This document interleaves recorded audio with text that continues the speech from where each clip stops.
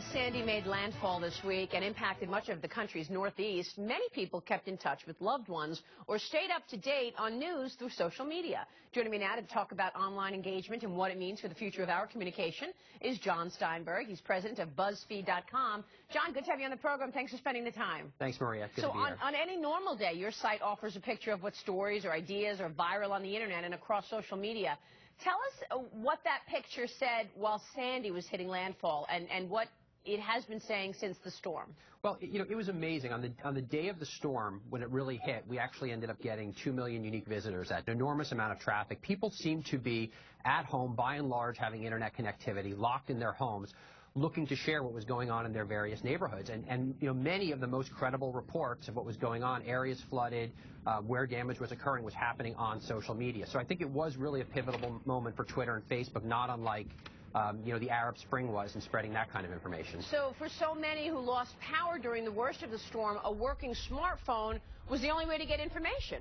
That was remarkable to me, was how many pictures and how much information we were having. And operating our company, how many of our employees were able to work in Lower Manhattan, even as the power was out, even as water was out. The cell towers kept on cooking mostly. That's amazing. So having access to so much information in the palm of your hands changes the way we experience major collective events, and it is continuing to change. We have a saying at BuzzFeed that mobile is social. We get about 30 to 40% of our traffic in any given month via mobile now, and information really can't spread now if it's not optimized for social. That had really happened, I think, before the crisis. So once the crisis hit, people were already attuned to getting and sharing on mobile, so it was second nature, which is why there was so much information exchanged. I think so many sites did such huge volume leading up to when the waters really hit the island. But your site and so many others, online news and opinion sites, they were knocked offline Monday. How were you able to keep working? Well, it's amazing. We weren't fully knocked offline. Our core servers in Lower Manhattan, the backup generators got flooded. We have an enormous portion of the site that actually is in the cloud. So while we had a couple hours of sporadic access, people still could reach the site by and large. And then all of our team went to Tumblr, Twitter, Facebook, all sorts of social media to be able to get out the story. At BuzzFeed, we really believe that content and media has become, atomatized into discrete units. So we don't necessarily worry about where the content and stories are as long as they're getting out there.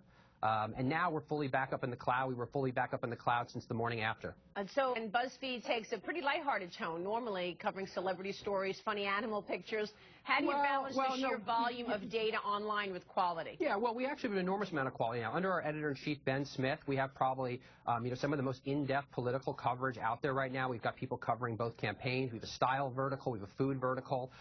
We do track billions of events going on every single month. We track 300 million uniques of partner sites as well. So we have massive databases. Those databases have continued to capture data throughout the storm. However, the servers that actually process the data, our team had to go into a building in the dark in Lower Manhattan and carry servers down 25 floors at 3 a.m. last night and move them into a new facility in Connecticut. Let me ask you about, some of the bad information out there. Not all the use of social media sites during the worst of the storm was with the best of intentions. Yes. BuzzFeed reported about a Twitter user who posted false stories, like the report that the floor of the New York Stock Exchange was flooded.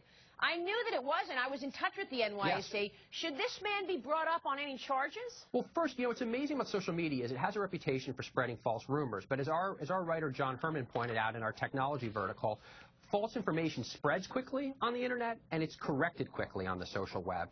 And that individual, we actually were the ones who revealed on a Tumblr blog, because we couldn't publish to our core site, that this individual was a manager of a Republican congressional campaign. He thought he had anonymity. We revealed who he really was, and ultimately it ended up in him having to apologize and give up his post.